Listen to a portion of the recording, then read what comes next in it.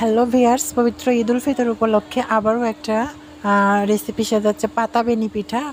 পাতা বেনি কেন নাম দিয়েছি দর্শক, এটা দেখতে কিছুটা পাতার মতো ডিজাইন, আবার কিছুটা দেখতে বেনি, চুলের বেনি যেটাকে বলে, মেয়েরা যেটা বেনি করে চুল বাঁধে সেরকম ডিজাইনের পিঠা দেখা যায়। তো এই জন্য আমি এটাকে নাম দিয়েছি পাতা বেনি পিঠা। এটা আধুনিক একটি নাম বা আধুনিক একটি পিঠা। এটা কিন্তু মেহমানদের সামনে যদি আপনারা সার্ভ করেন তাহলে অবশ্যই কিন্তু তারা খুব খুশি হবে এবং তারা ভাববে যে আসলে এই পিঠাটা দেখতে সুন্দর, খেতে সুন্দর, সব দিক থেকেই যখন সুন্দর তখন কিন্তু তারাও এটা অবশ্যই ট্রাই করবে। দর্শক, তো আপনারা কি চান না যে আপনাদের মেহমান আপনাদের প্রশংসা করুক, আপনাদের বাসায় আসলে কোনো কিছু তারা শিখিয়ে যাক? এটা যদি আপনারা চান তাহলে অবশ্যই আপনারা আমাদের এই জিরানা রেসিপি চ্যানেলের ভিডিওগুলো বেশি বেশি দেখবেন, লাইক করবেন, কমেন্টস করবেন, বন্ধুদের মাঝে বেশি বেশি করে শেয়ার করবেন এবং যারা নতুন এখনও সাবস্ক্রাইব করেননি তারা অবশ্যই আমাদের চ্যানেলটিকে সাবস্ক্রাইব করে দিবেন, পাশে থাকা বেল আইকনটি বাজিয়ে দিবেন। অবশ্যই কমেন্টসে লিখবেন যে না, আমাদের রেসিপিগুলো আপনারা কতবার ট্রাই করেছেন, কতবার বানিয়েছেন বা আপনাদের মেহমানদের সার্ভ করেছেন কি না, তারা খেতে কেমন লেগেছে, তারা কেমন বলেছে এবং আপনাদের কি মতামত তারা অবশ্যই আপনারা কমেন্টসের মাধ্যমে প্রকাশ করবেন, আমরা সেটা দেখব দর্শক। তো চলুন দর্শক, আমরা দেখে নেব কীভাবে পাতা বেনি পিঠাটা তৈরি করতে হয়। আমরা সেই ভিডিওটি স্কিপ না করে প্রথম থেকে পুরোটাই দেখব, তাহলে বুঝতে পারবো যে এই পাতা বেনি পিঠাটা কীভাবে খুব অনায়াসেই তৈরি হয়ে যায়। সেটা আপনারা দেখবেন, আমাদের সঙ্গেই থাকুন।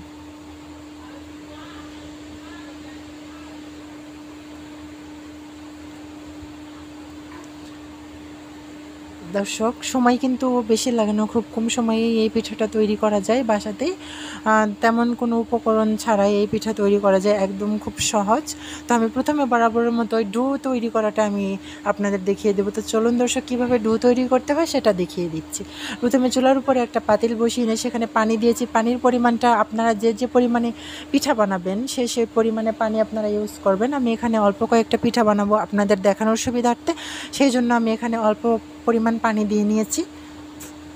পানি দেওয়ার পর পানিতে লবণ দিতে হবে, কারণ আটাটায় লবণ না দিলে কিন্তু পিঠাটা সুন্দর হবে না, খেতে কেমন বাজে দেখাবে। এই জন্য আর কি আমি এখানে পরিমাণ মতো লবণ দিয়ে নিয়েছি। এরপর চুলায় জাল করতে হবে, পানি ভালোভাবে ফুটাতে হবে। ভালোভাবে যদি পানি না ফুটিয়ে এর মধ্যে আপনারা আটা অ্যাড করেন তাহলে কিন্তু আপনাদের ডো ভালোভাবে তৈরি হবে না। ডো যদি সুন্দর মতো তৈরি না হয় আপনার নকশি পিঠাটাও সুন্দর হবে না। সেই জন্য আপনাদের মনোযোগ সহকারে ডো তৈরি করে নিতে হবে। আমরা যেভাবে করছি জিরানা রেসিপি থেকে সেম একই রকম ডিজাইনে যদি আপনারা একই রকমভাবে ডো তৈরি করেন, আমাদের ফলো করে, তাহলে কিন্তু অবশ্যই আপনারা খুব সুন্দর একটি নকশি পিঠা আপনারা তৈরি করতে পারবেন, খেতে পারবেন, উপভোগ করতে পারবেন। তো চলুন দর্শক, আমরা এখন পানি ফুটিয়ে নিচ্ছি। পানিটাকে অনেকক্ষণ ধরে জাল করে ফুটিয়ে নিতে হবে, ভালোভাবে ফুটিয়ে বলক আসলে তারপর আমি এখানে আটা অ্যাড করে দেব।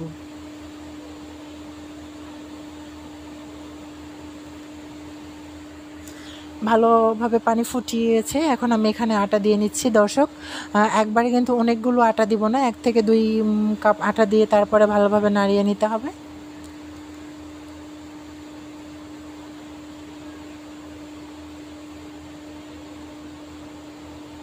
সুন্দর মতো আস্তে আস্তে যখন আটা দেওয়া হয়ে যাবে দর্শক, যখন নাড়তে থাকবে তখন কিন্তু চুলার আঁচটা হাই পাওয়ারে থাকবে না, মিডিয়াম লোতে রেখে আটাগুলো নাড়তে হবে। নইলে যদি বেশি পাওয়ার দেওয়া হয়, কারণ আটাগুলো দেওয়ার সাথে সাথেই কিন্তু পানি শেষ হয়ে যায়, সেই ক্ষেত্রে আটাগুলো নিচের দিকে পুড়িয়ে যাওয়ার সম্ভাবনা থাকে। এই জন্য চুলার আঁচটা একবারে মিডিয়াম লোতে রেখে আটাগুলো সুন্দরভাবে মাখিয়ে নিতে হবে।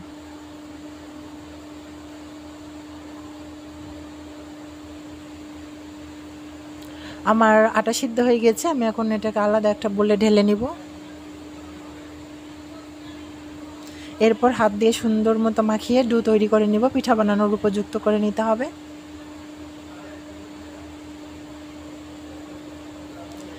হাতে যখন লাগিয়ে থাকবে তখন কিন্তু মাঝে মাঝে একটু গুঁড়া আটা ছড়িয়ে দিবেন, পানি কিন্তু একদমই দিবেন না, পানি দিলে কিন্তু ডোটা অনেক শক্ত হয়ে যাবে।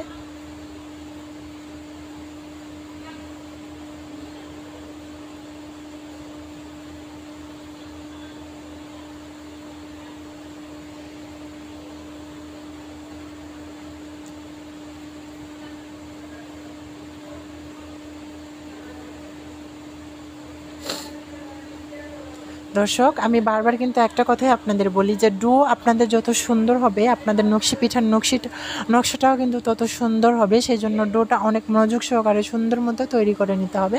তাড়াহুড়ো করে আজে বাজে ডো তৈরি করলে কিন্তু পিঠাটা সুন্দর হবে না, তখন হয়তো আপনারা বলবেন যে না, পিঠাটা আসলে সুন্দর না। আমার ডো তৈরি হয়ে গিয়েছে, আমি এখন অর্ধেকটা নিয়ে পিঁড়িতে এখন এটাকে বেলতে হবে সুন্দর করে।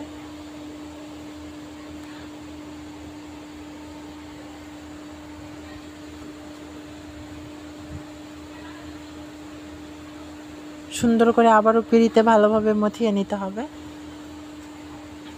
এরপর গোল করে মাঝখানে একটু চাপ দিয়ে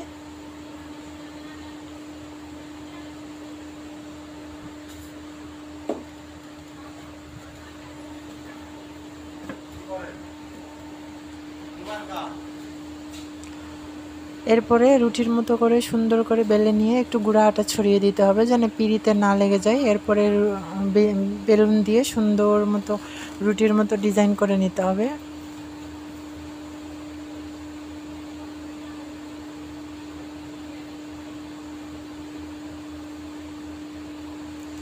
দর্শক, আমরা রুটি যেরকম করি সেম এরকমই পাতলা নয়, একটু মোটা ডিজাইনের করে করতে হবে, কারণ পাতলা যদি করি তাহলে আমরা যে নকশাগুলো করব সেগুলো কিন্তু হবে না, ভেঙে যাবে। এই জন্য রুটিটাকে একটু মোটা টাইপের করে রাখতে হবে।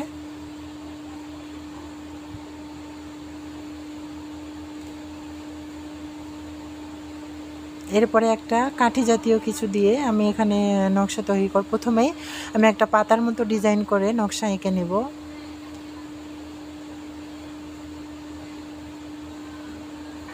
রুটিটাকে ঘুরিয়ে ঘুরিয়ে সুন্দর করে তৈরি করতে হবে, তাড়াহুড়ো করলে হবে না।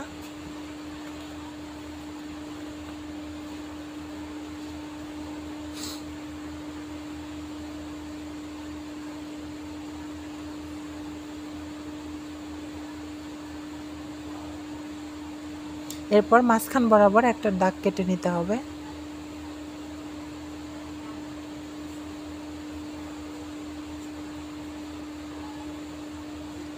তারপরে এক পাশ থেকে আরেক পাশে দাগ কেটে নিয়ে আসতে হবে। সেম পাতার মাঝখানে যেরকম শিরা থাকে এরকম শিরার মতো করে দাগ কেটে নিতে হবে। ওটা অনেকটাই দেখতে মেয়েদের চুলের বেনির মতো দেখাবে। দর্শক,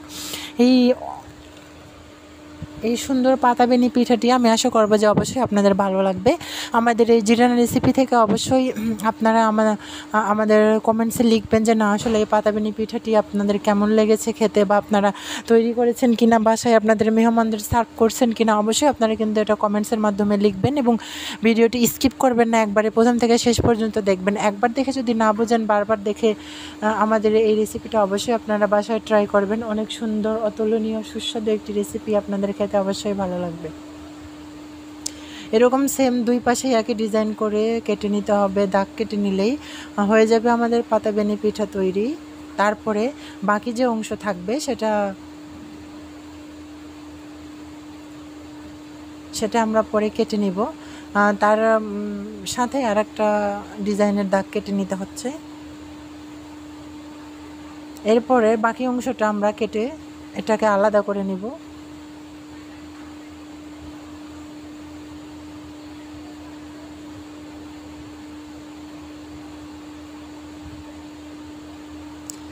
দর্শক, এই ঈদ উপলক্ষে মেহমানদের সার্ভ করার এমন একটি পিঠা, খুব কম সময়ের মধ্যে ঝামেলা ছাড়া এই পিঠা কিন্তু সহজে আপনারা কোথাও কোনো রেসিপিতে আপনারা পাবেন না, শুধু আমাদের এই জিরানা রেসিপিতেই আপনারা পেয়ে থাকবেন। তো আপনারা যদি মেহমানদের মুখে থেকে আপনাদের প্রশংসা শুনতে চান তাহলে অবশ্যই খুব কম সময়ের মধ্যে মেহমানরা বাসায় থাকা অবস্থায় আপনারা কিন্তু এটা তৈরি করে তাদের সামনে সার্ভ করতে পারবেন। খুব কম সময়েই এটা করতে পারবেন। এরপর আমি কয়েল দেওয়া একটা স্ট্যান্ড দিয়ে শেষ যে ডিজাইনটা সেটা করে নিচ্ছি।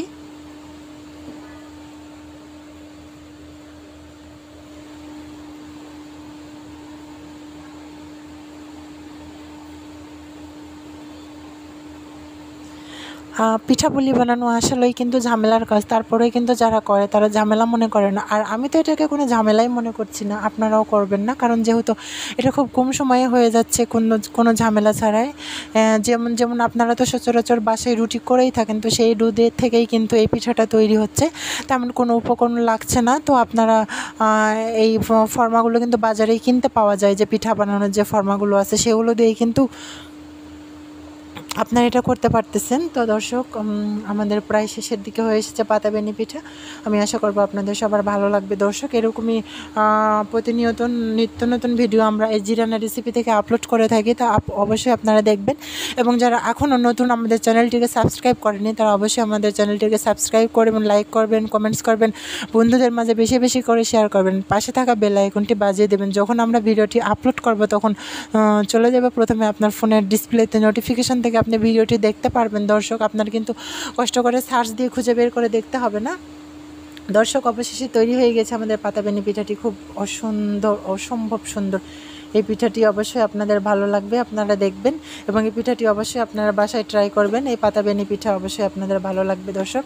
আবার অন্য কোনো সময় অন্য কোনো ভিডিও নিয়ে আপনাদের মাঝে আসবো। সবাই ভালো থাকবেন, সুস্থ থাকবেন, এই প্রত্যাশা নিয়ে এখানে শেষ করতেছি। আল্লাহ হাফেজ।